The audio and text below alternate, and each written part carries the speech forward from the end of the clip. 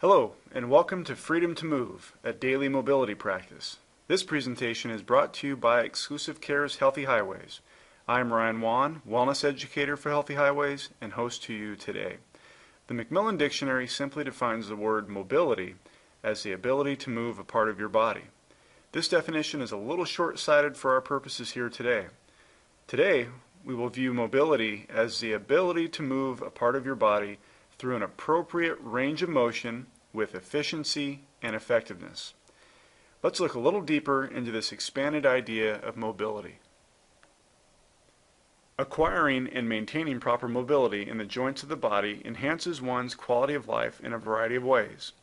Let's take a few minutes to discuss some of these benefits. Mobility helps to tear down movement barriers we encounter throughout the day or week. While activities such as gardening, moving items around the house, or playing on the jungle gym with your kids or grandkids may induce anxiety or even fear to the immobile individual, these situations are simply another opportunity to utilize your freedom of motion to those with good mobility. In order to move the body properly, the body and the brain must communicate effectively and efficiently. Tight muscles and joints interrupt this communication, resulting in uncoordinated and possibly unsafe movement mechanics. Regular mobility exercises can help to correct this issue. Movement is a skill, which means one can be unskilled or skillful. Mobility practice, when done properly, represents an opportunity to reinforce and improve this skill of movement. All of these benefits combine to improve human movement performance. Whether you just want to be able to get down on the ground to sprawl out and watch TV without pain or discomfort, or you are a competitive athlete, proper mobility will improve your ability to do so. It is truly essential. Later in this presentation, we will provide you with a sample mobility routine.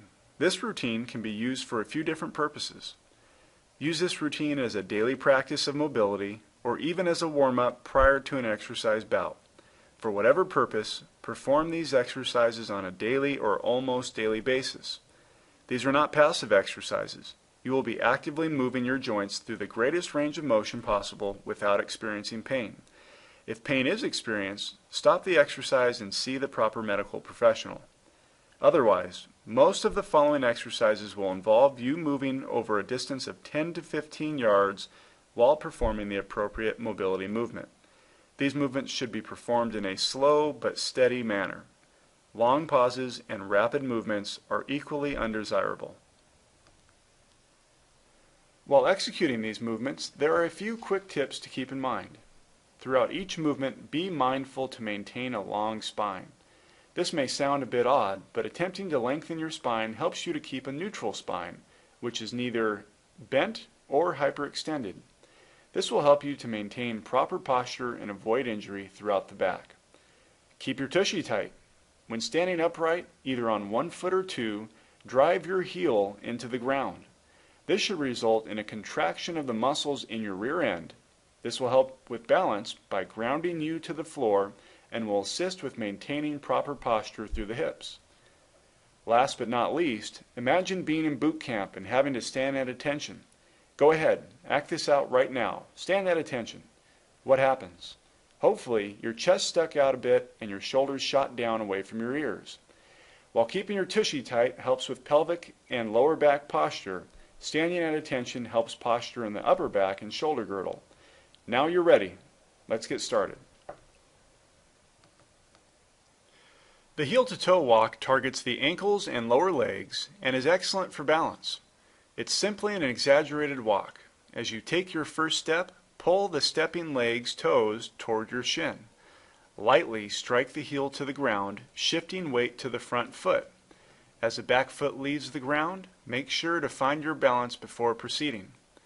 Repeat on the other side and continue for 10 to 15 yards.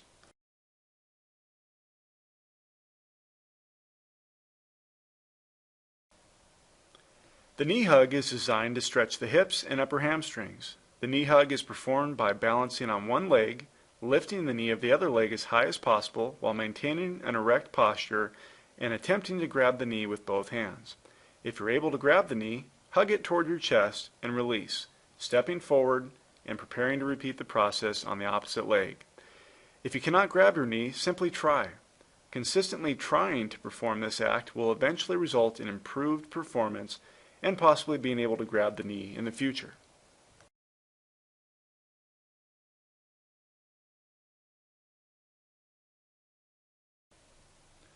The quadriceps stretch targets the front side of the thighs. This is a variation of a stretch that you have probably seen for decades. Stabilize your weight on one foot and kick the opposite foot behind you, trying to heel kick your own rear end. If you can, grab the foot and stand tall. No wavering forward, backward, or side to side. Stay tall. If you can't reach your foot, try to tap your ankle with your hand. Over time, you'll get closer and closer to grabbing that foot. Just try. Leg cradles are a great stretch for the gluteal or rear end muscles. For the cradle, take a seat in a chair that allows you to sit up straight. Grab one foot and prop it up on the opposite knee.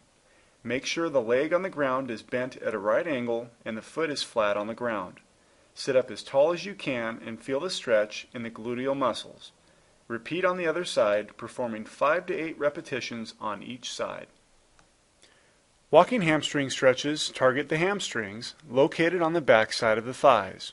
For the walking hamstring, take a medium-sized step forward.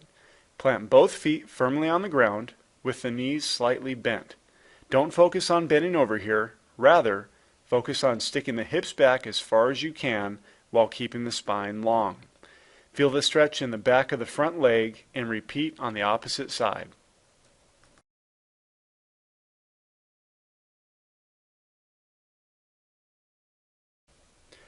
The walking lunge in this routine is designed to stretch the hip flexors, located where the crease of the hip is when you sit down. Take a large step forward, firmly plant the front foot on the ground, and allow the heel of the back foot to come up while the back leg remains relatively straight. Squeeze the gluteal muscles of the rear end of the back leg and bend the front leg. Sink downward and forward as you stay tall through the spine. Repeat on the opposite side.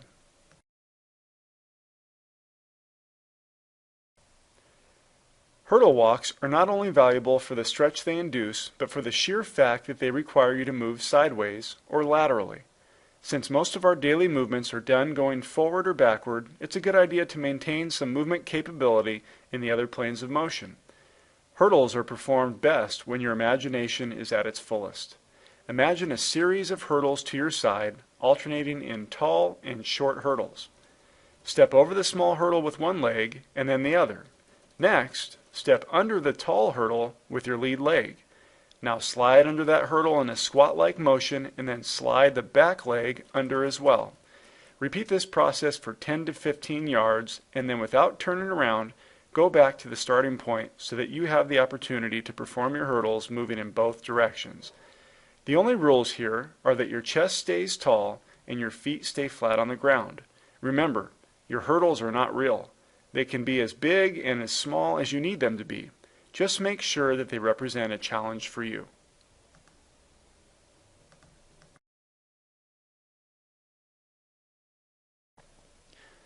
The next two exercises, the T-spine stretch and the open heart, are excellent exercises to combat the negative effects of hunching over that keyboard in the seated position all day. While working at a desk may promote forward rounding shoulders and bad posture, the following two exercises pull the shoulders back and open the chest. The T-spine or thoracic spine exercise is performed in the bottom position of the hamstring stretch. This is a rotational movement that targets the thoracic spine or upper back. In the bottom position of the hamstring exercise, place the same side hand of the forward leg inside the forward leg's knee. Place the opposite hand palm to the forward side hand. While pushing the back side of the forward hand against the inside of the knee, open the opposite side hand and arm while also opening the chest. Open as far as you can, trying to create a straight line from the palm of the bottom hand, up the arm, through the chest, and up to the top arm and palm. Keep the spine straight and long and repeat 5 to 10 times. Switch legs and repeat the process on the opposite side. Open heart stretches target the entire shoulder complex and upper back. Begin in a tall standing position with your lower arms parallel to one another and fingers pointing to the ceiling. In this position, pinch the rear end and maintain this action throughout the exercise. This prohibits the use of the lower back and focuses the attention on the upper back and shoulder complex. Try to touch the elbows together. Next, draw a giant imaginary circle with both elbows going upward and outward. When the upper arms reach parallel to the ground, extend the arms and reach at 45-degree angles. Drop the arms and cross them, ending in the beginning position. Repeat for 10 repetitions.